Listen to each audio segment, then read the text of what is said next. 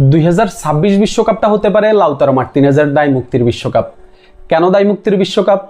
দেখেন 2022 বিশ্বকাপে হুলিয়ান আলভারেজের কাছে আমাদের যতটা এক্সপেকটেশন ছিল তার চেয়ে অনেক বেশি এক্সপেকটেশন ছিল লাউতারো মার্টিনেজের কাছে, কিন্তু লাউতারো মার্টিনেজ কি সেটা সিটে ফোটা পূরণ করতে পারছে?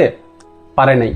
বিশ্বকাপের আগে ইন্টার মিলানের হয়ে লাউতারো মার্টিনেজ অসাধারণ ফর্মে ছিল, কিন্তু বিশ্বকাপের লাউতারো মার্টিনেজ পুরোপুরি অফ ফর্মে ছিল।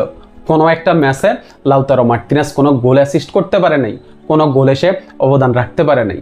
উল্টো লাউতারো মার্টিনেজের কারণে লিওনেল মেসির কিছু অ্যাসিস্ট কম হয়েছে।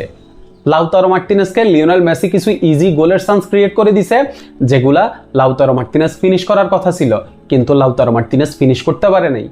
লাউতারো মার্টিনেজ যদি ওইগুলা ফিনিশ করতে পারতো তাহলে বিশ্বকাপে আর্জেন্টিনার জন্য 2-1টা ম্যাচ আরো অনেক বেশি ইজি হইতো এবং লিওনেল মেসির নামের পাশেও আরো কিছু অ্যাসিস্ট যোগ হইতো। লাউতারো মার্টিনেজ বিশ্বকাপে অফ ফর্মে ছিল।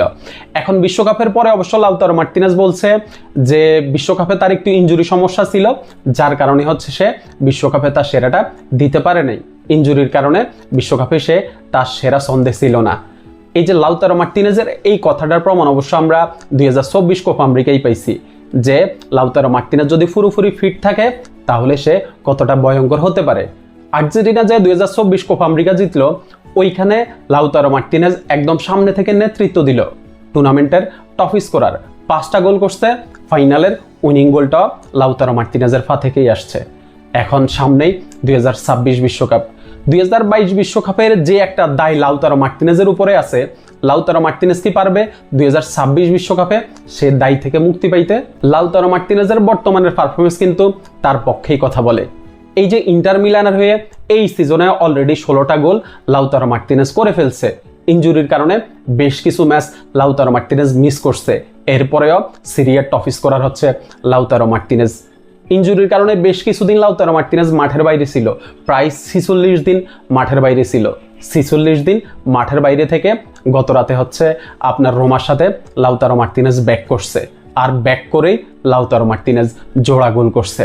আর লাউতারো মার্টিনেজের ফিনিশিং, লাউতারো মার্টিনেজের গোলের ক্ষুধা, এগুলা নিয়ে আসলে কোনো কথাই চলে না।